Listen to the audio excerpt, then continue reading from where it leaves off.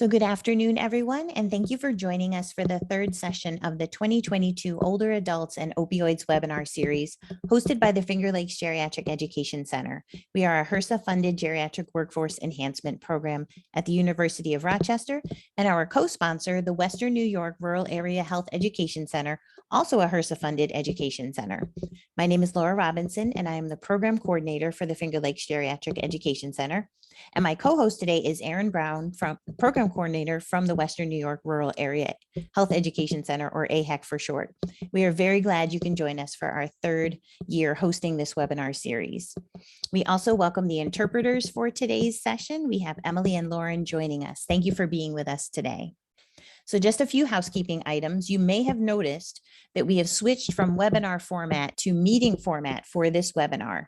Our presenter today was hoping to have a more interactive session, especially at the end.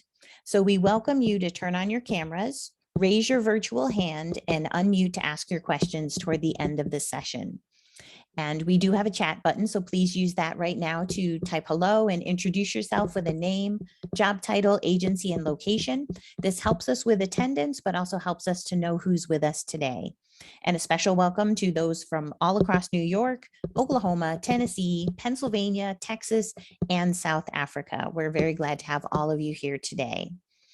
So I have some slides to go through regarding our continuing education credits. So these are the learning objectives for our session today. Sorry, I didn't change the date up there. It should say 6/9, but you know, we rescheduled from last month and that's okay. So there is an hour of CME or an hour of social work credit for you today. We have no financial disclosures to make for today's session. Following the session, I will send you an email with the link on the link and instructions on how to obtain your CME and social work credits, and no commercial funding was received for this program today. So now I'm going to introduce our speaker while I am putting up her slides. So this is a good trick. So give me 1 second. Okay, so our speaker today, we are very pleased to have Charmaine Wheatley with us today. She is the artist in residence at the Golisano Children's Hospital at the University of Rochester Medical Center. Upon graduation from the Nova Scotia College of Art and Design, Canadian-born performance artist Charmaine Wheatley has been primarily based in New York since 1997.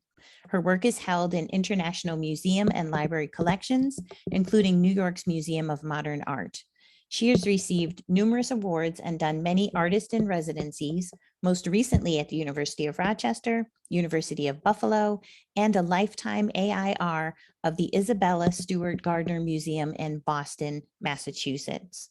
Her current program of work involves sitting with people from stigmatized communities like mental health or HIV, capturing likenesses and fragments of conversation with watercolor on paper.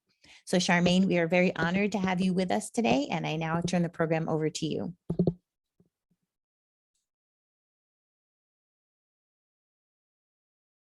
And you are muted.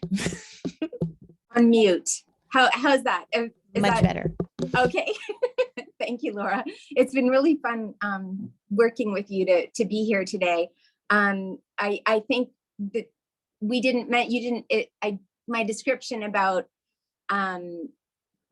portraits that I've been doing, the process last year, I spent most of last year through the HRSA initiative doing portraits in rural Kentucky mostly, although I visited and met other affiliates in West Virginia, and since I guess there 23 of the hardest hit areas are in the southern tier and Steuben and Allegheny. So I guess that's my first introduction. I guess we can do the next slide. And how did this project get started? We can go to the next slide again. There's like the next, these are some works that were in a show at the Isabella Stewart Gardner Museum. And then the next slide is this is more. I did a lot. There are, I guess, about 200 portraits that I've done on permanent display at the Gardner Museum, and this is one of the ones. She was in a Teens Behind the Scenes program, and we immediately hit it off. And we're still friends now that she's a grown up, even. And that brings, and then there's the next slide is of this awesome Carly. I love that she's like, I don't want to get wasted and show up in a gutter in Nepal with no pants. And she works for human resources for the Gardner Museum. I'm like, that's awesome. Like that, you'd never think that somebody who works for human resources, but this is the way that I do my portraits from life, sittings, and they include words as well. And oh, this is the part of how I got to be here at the Gardner Museum, or at the University of Rochester, is Steve Dewhurst. He's a scientist here at the university, among many other things. He's got like a big signature block. And he happened to see a show of my work at the Gardner and reached out to me and asked if I have any portraits of people with mental illness. And I was like, oh, probably, but I'd never thought of it that way. And through a lot of communications back and forth, it came to be that we came up with this idea of like doing portraits under the umbrella of reducing stigma around mental illness or HIV. And so in aggregate, I guess between the two communities, about 200 portraits definitely were created in the year of 2017.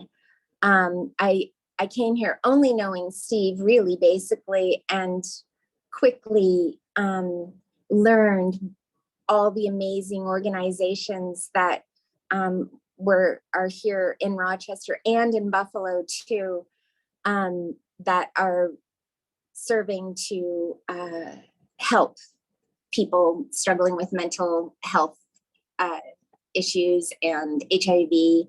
And I'd say that, yeah, it's been very effective, I think too. I guess we can do the next slide. Oh, that's Gabe, that's Steve's son. So I did his portrait as well. Oh, that is the reason why as well Steve was interested in if I had any portraits of people with mental illnesses. His son and his wife at the time had, mental health diagnosis. So yeah, so I got to do his portrait. Yeah, so maybe the next slide, my process, and it's an adaptation to URMC. I think I sort of touched on that. Maybe the next slide will like tell me if there's, oh yes, that's a thing, the consent form, the very rigorous consent form. So this is unlike in the art world, our consent forms in the art world, like at the Gardner Museum, when I do my portrait sittings there, it's just like name, address, you've got to consent to maybe your picture, your portrait's going to be on display or used and people just sign off. And it's the consent form here, especially like working with vulnerable populations, extra care needs to be taken. And it's just beautiful. It's just working with such beautiful people who take care. And Kathy Bunce, like I think the slide, I'll bring her up again later on. She trains people that I work with to do proper consents. Now, before I even got here, it was deemed that, and it isn't, like it isn't research what I do. I'm not studying anybody. And that's actually why I feel like it's effective. So technically the consent, it's just more of letting people know what to expect. Like that you don't have control over it. And it's an opportunity to like really check with people, like, is this right for you? Mind you, before they even get to the point of getting their consent done, there's sort of like a pre-screening thing that happens maybe with therapists, like some people that they work with. It's maybe not a good thing for them to do. But then other people, they're at a different stage in their process of, they have different awarenesses and different supports. And so it's really great. I would not have been able to do the work that I've done if I didn't have good connections with the different communities. And I lean heavily and I listen to them. And when they say, Larry Gutmacher, he introduced me to some people that he works with or knows in the mental health community. And I did his portrait too. And I don't know if people know him, but he really, there was one guy, Norvin, and Larry went to pick him up and brought him to my studio, sat with us the whole time during the sitting.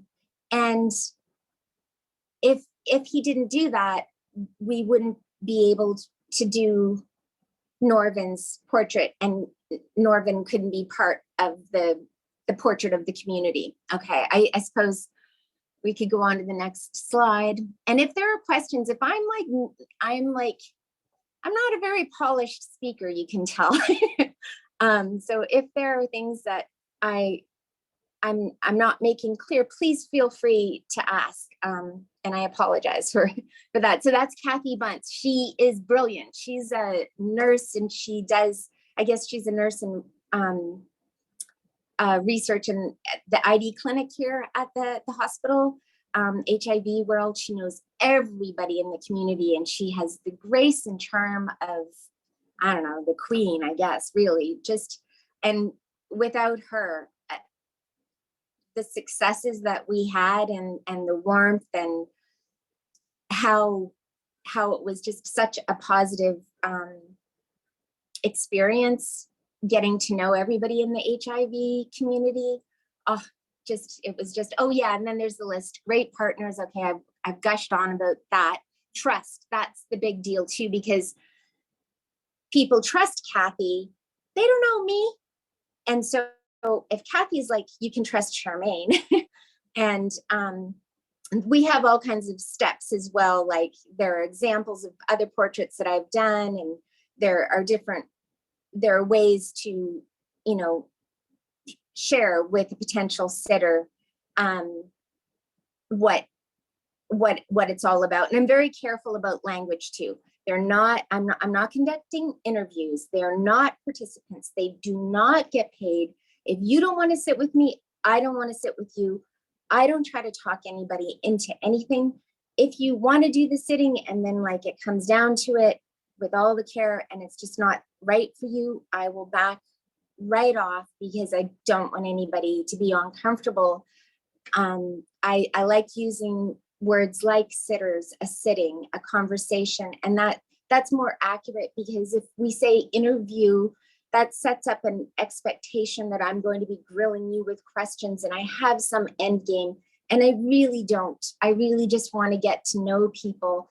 This has come out of my love and interest in people, and I learn from everybody, and it's been phenomenal, as a visual artist, being here around all these brilliant scientists and doctors and working on every level and getting to know all of these people. It's just been fantastic. And I have to say, as you can see, my studio is pretty fantastic, lots of natural light.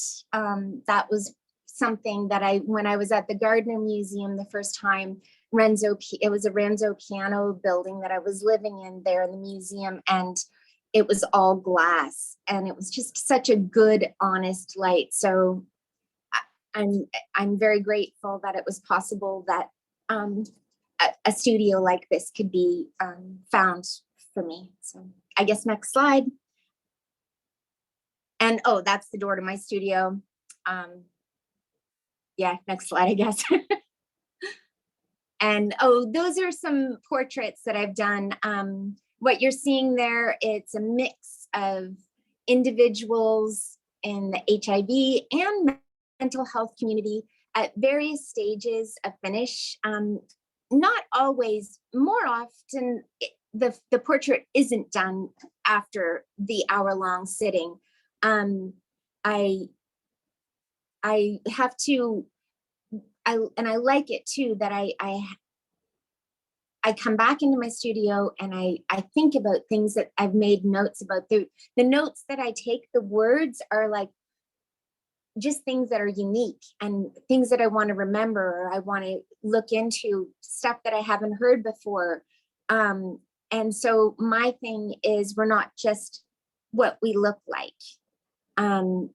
It's also things that we say and we share, and in the moment, no cell phones are on. It's very focused. It's very intense. I'm making quick decisions. Not everything that is shared in an hour-long sitting can go into a portrait. It's just not possible on these little pieces of paper that are 4 inches by 7 3/8 inches. But also, not everything should go on their portrait. Like, there are some things it doesn't serve them to have everything. So it's, and also I think it's good that there's a bit of time from the sitting, which is a very different thing than the actual portrait. The portrait is just a souvenir. It's a token. It's just like it's like a snapshot of a beautiful moment. And that every person that this does not encapsulate their whole being, obviously. It's just a snippet of a beautiful moment, really. And to put too much focus on the portrait might be wrong. I think it's more the connection that is achieved with strangers. I mean, we always love each other afterwards. And also, I think when it comes to stigma, what I've noticed, there was a great article, Ken Connors here at the university shared a bunch of reducing stigma articles, specifically around OUD. And one of them was like, it doesn't happen with just one encounter. And another thing that he said, advertising does not, or not that he said, it was in one of these scholarly articles, that advertising does not reduce stigma. The research and the studies have shown that. And that sticks out in my mind because that affirms my experience. And when it comes to these portraits, like there's a portrait in the middle foreground of Giselle. And when I first met her, the word HIV didn't come up in the conversation. But there were social events and exhibitions, and I wanted to, once I finished her portrait, it's not finished there, but I wanted to make it into a 13-foot banner. And then I was like, oh, maybe like we didn't get to talk about HIV. I don't dictate what I'll ask questions and we'll just talk back and forth, but she didn't bring it up, so it didn't come up. And so we sat on the phone, and there's like maybe in the final portrait like a little sentence, but a year later, I'd say, we're doing the documentary, and sometimes on the rare occasion I'll do a second portrait because I'm curious how you're doing now, like after this time has passed. And she was and she wanted to do a second portrait. And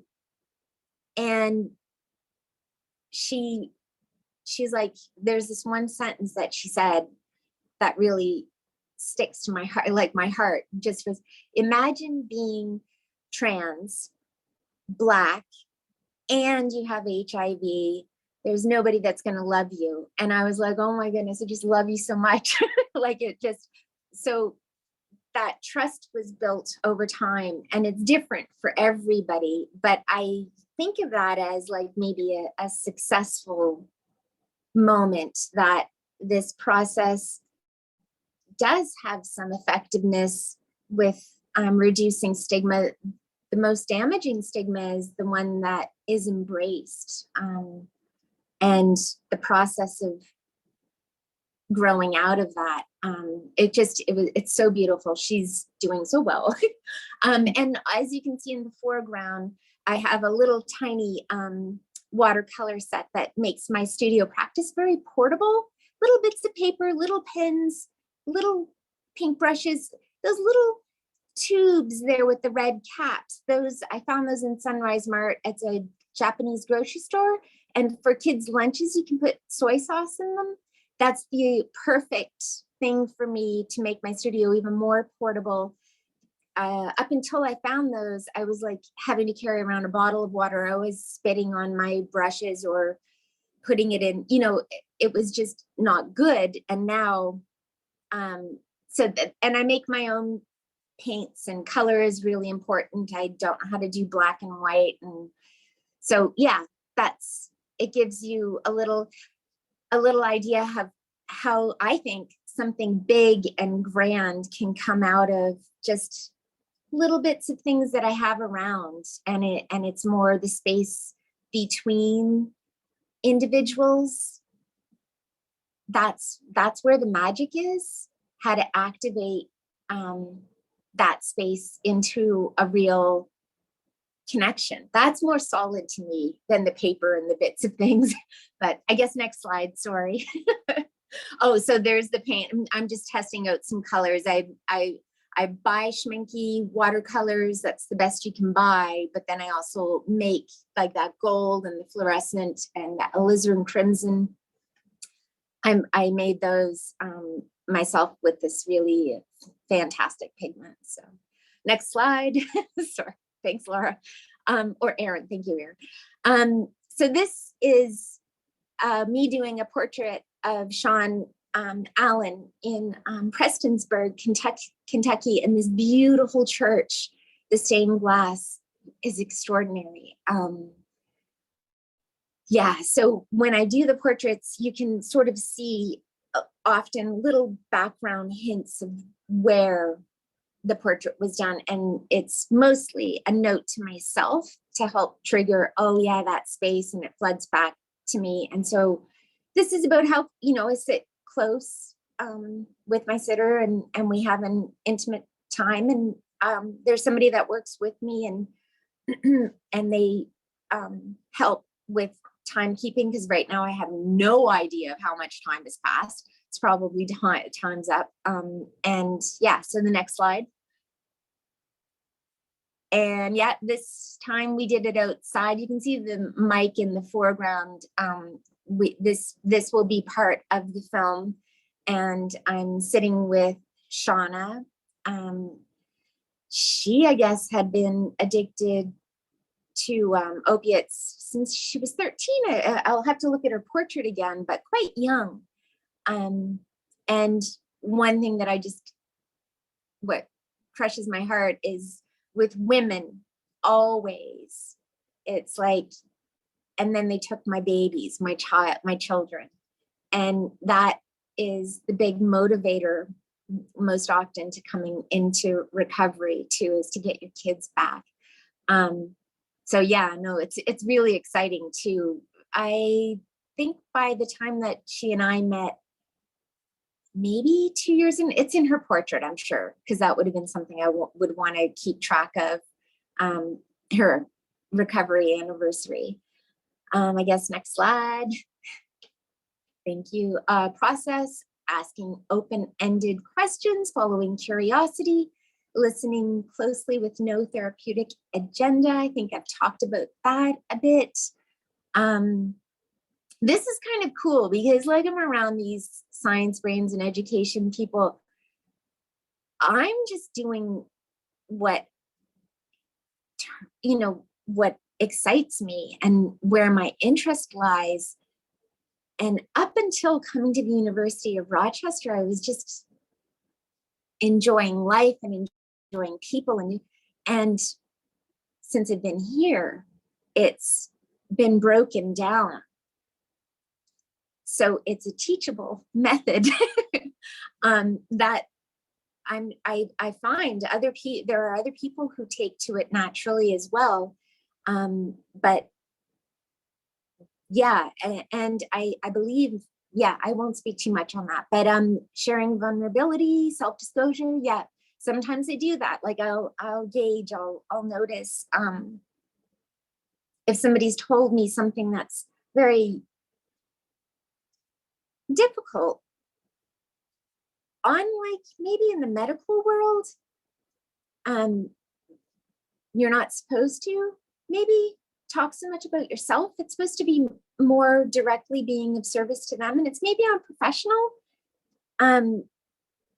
to say, but as an artist, I'm allowed to identify outright, and when I do that, I find tensions drop, and we can, it's just more intimate, more beautiful, more open.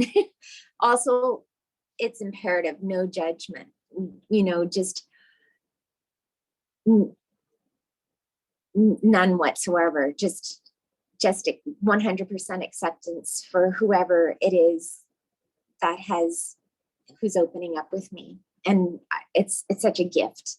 Creating space, being comfortable with silence, letting the sitter lead. Yep. Drawing on experience. The portrait is part of a large, yeah. So I do portraits of individuals, but all of these portraits end up making a portrait of a community. So that's lovely. Oh, Maxine Terry. Maxine was somebody who, it seems maybe trust is an issue for her, but in working with her therapist, he spoke with her quite a bit at St. Joseph's, and she agreed to sit with me. And it was kind of cool because, well, afterwards she would call me and we would talk, and then she did some of her own self-portraits with drawings, and she bought some colored markers and she put her own words into it. And that feels like success to me as well, because people see how easy it is, like, to do an artwork. You don't have to have like such a beautiful studio as this and a big easel, and conditions don't have to be perfect. You can just be here now at Burger King and you do a drawing, and the power of authoring one's own image. So that was something that she got into as well. So that's pretty cool. I guess next slide. And that's Zena. The text, I was raised, my dad was a sign painter. And so when I was just little, I'd help him paint 100-foot, signs on the sides of buildings. And he'd show me how to do drop shadows and how to hold a brush and how to do, and it's interesting, those formative years when I didn't think it was learning, there's something innate, like I love reading about typography, and so that's part of, I think, what has come natural with these portraits. Just Zena, that's part of her shirt, those colors, like she's also in that HIV documentary, Don't Define Me. We could share actually those two documentaries. And if you're interested in the new documentary that Don Casper is making, so he's made these documentaries around the work that I do, just sort of taking it from another angle. And so another one is happening around OUD. And yeah, so later on, it would be nice to stay in touch with everybody. I'm very curious who's tuned in to listen to this. And her laugh, like the texture, I'm just like, she's got a fantastic laugh. I try to get accurate words, but then sometimes something else strikes me. And so I move between painting the light and color hitting the person that I see. And I can see with the background that we did this portrait at the outside the minor library here at the university. And drawing has lots of points for you to enter. Yeah. Oh, and that's the other cool thing is, yeah, because it's not this didactic, just talking with like just there's no point. Like you get to see, maybe she has cats and like that she's a whole person. She's not just like her HIV diagnosis. And then you can relate. That's what I find that's effective. I guess next slide. Layla. Okay, so Layla her birthday is on her portrait there. She wanted drugs and the dealer wanted sex, and that's how she contracted HIV. And Layla's interesting because there's, a layering of issues. And I think I don't even, she's 63, I believe, at the time that I did that portrait in 2017, I think. And she has a hard time with staying on the straight and narrow. But this was an exciting time because she was invited to her daughter's wedding after not having contact with her daughter. So we're going to watch a video clip next. I hope Sylvia didn't go away. I saw a thanks there. Yeah, well, if you want to just, there's a video clip here of Layla.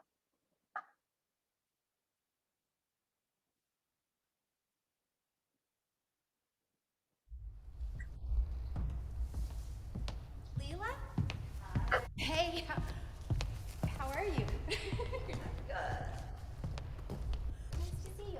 I have to show you something. Well, that's what I was wondering about, actually, was like, well, Okay. December. You had Yes, you went, right? I went. But that's a nice one, though. Yeah, I've got more. Oh, my goodness, you look fantastic. you. She's beautiful. And she even, at Christmas time, her and her husband came over to my house. Oh, But that was the first time she'd been in my apartment. Like you. Yeah, she doesn't think she does, but it's gonna be a process for her to be able to trust me again. Yeah. But I've done really well. The only thing I've done is smoke a little bit of marijuana Yeah. for like 6 months, so. That's Yeah. kind of amazing. Oh yeah, I'm doing really good. I feel so much better. You look fantastic. Yeah, except for minor little things that happen naturally, no matter what. Yeah, exactly. And you're Yeah. taking care of those Oh, little yeah. things. Yeah, I'm a lot happier. Yeah. Well, I mean, you've got your daughter back I in your know. life. And now know. a son-in-law. It's gonna take a while, but What do you mean it's going to take a while? with her, our For her. relationship. Yeah. Because there's a lot to mend or to soothe over. So, but she might come home in March. So, and then it's also like kind of cool because now you've got this turnaround. It's like super exciting. Yes. I mean, I'm excited like all the time. I feel like I get to meet people doing this work. And especially I'm excited about the people when it's just turning around and then like all the great things flood your way. yeah, and it can almost be definitely. too much goodness or something like that. And because Yeah. everybody's excited about Well, your willingness. sometimes I think when things are going too good for you, it's like you think, what's gonna happen. You know, The you're shoe. just waiting for something else to tear that, you know, happiness that you're gonna lose it for some stupid reason. It was just a drug thing. It was a drug thing, that's it. Yes.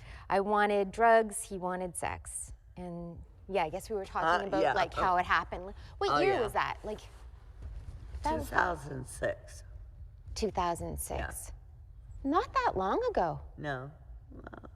And so you only are you one of the people, like you can just take one pill a day Yes. and then you're good. Well, except I have like blood pressure, and I have like I take about 20 pills a day with my blood pressure and thyroid and all the things that happen when you get older. But it was, you know, just nice to just think that I might be able to help somebody else by seeing something in my portrait and the things about me.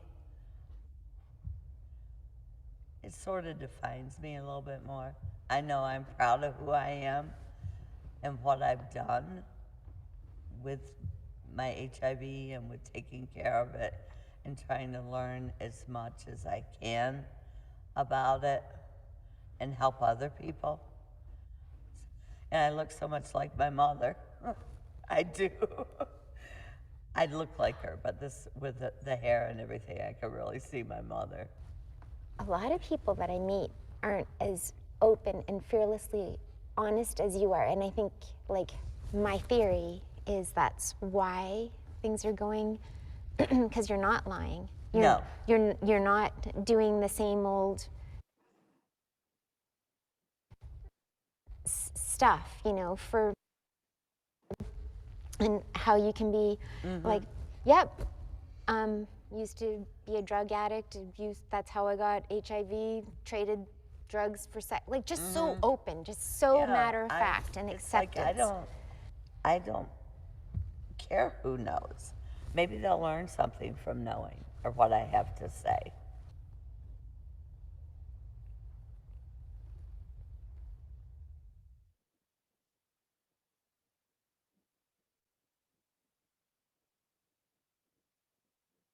Wow, am I back on again?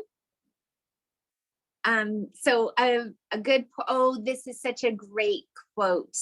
Chris Bearer, a good portrait is a window, a portal out of which a person emerges, someone for whom empathy can no longer be denied once we have seen something of their humanity. Wow. Like, wow. Nicely put. Yeah, so I don't know, just a thought to think about, I guess. Next slide, maybe. Portraits of individuals and communities affected by opiate use disorder. Next. Oh, so this is Melissa Handshoe. Her nanny is Cherokee, and her was a great grandfather or something great was Blackfoot, and she came to live in Kentucky. Her people were on the Trail of Tears. So that's interesting.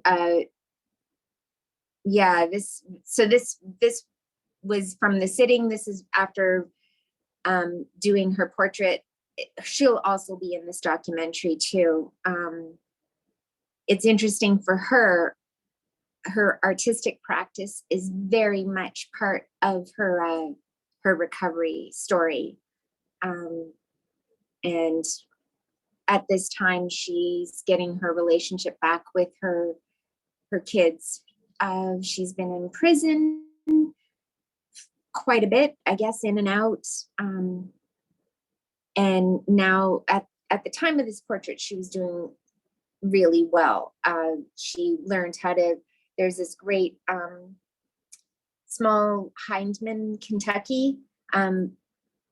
They have the drug court, and then right next to the drug court is a luthier. So you can learn how to make stringed instruments like dulcimers, and then across the street from the drug court is this art center. I just love it. Amazing ceramics, painting,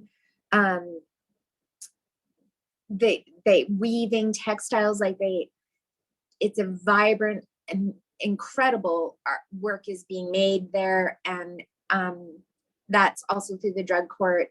And then there's a guitar factory where Melissa, she's got a job. She makes money making these beautiful guitars for people around the world. I guess the next slide, hopefully there's a finished portrait of Melissa. Oh yeah, a little bit better. And so I enhance the name and I sort of pull out some other things. And yeah, so she's again, like with Shauna, it's really hard to get women who will sit for portraits, I find, because they're just trying to get their kids back, and it's a different situation. And then the next slide is, oh yeah, I make these panels. So this is my favorite installation maybe so far. At the drug court, they have these empty walls, and now, so I'll pull out, well, I work with different people, like like my assistant, especially if they're good at writing. And this time it was with the psychiatrist and different people with HRSA, and Steve Dewhurst is a really good writer. And so then it's a bit of work to get the right words and then the layout, so it's a beautiful panel.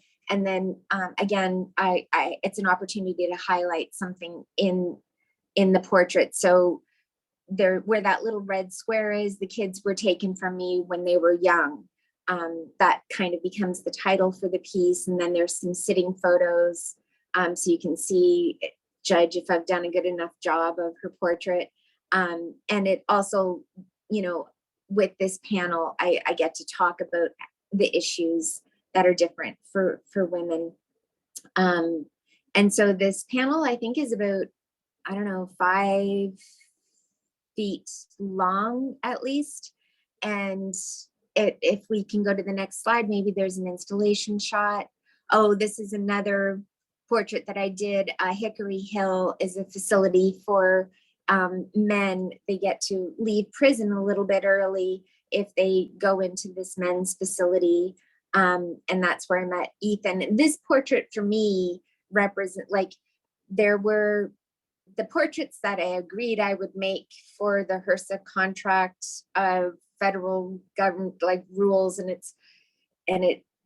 but then for me in my process, I still need to have some freedom, just some play, just to be able to connect to doing something, not because out of an obligation, but just, you know, so I was up at the facility and I ended up doing his portrait, and the quote, that's before I would have torn their nest down. I'm in love with animals now. I asked him, why is there a blue mat in the corner where those brick walls in the photo?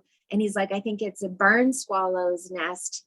And he's like, so that quote speaks to the changes that are possible in recovery. And I just thought it was beautiful. He's like, what does it hurt me to clean up some bird shit? And so that's a portrait that was independent of the HRSA agreement, but it's still part of the HRSA installation. Oh yeah, so what I like are maybe the next slide. I'm just going to give you a 10-minute warning, Charmaine. Okay, 10 minutes. Okay, I'll speed go here now. And that's Philip Aaron Hudson. He's also at the facility.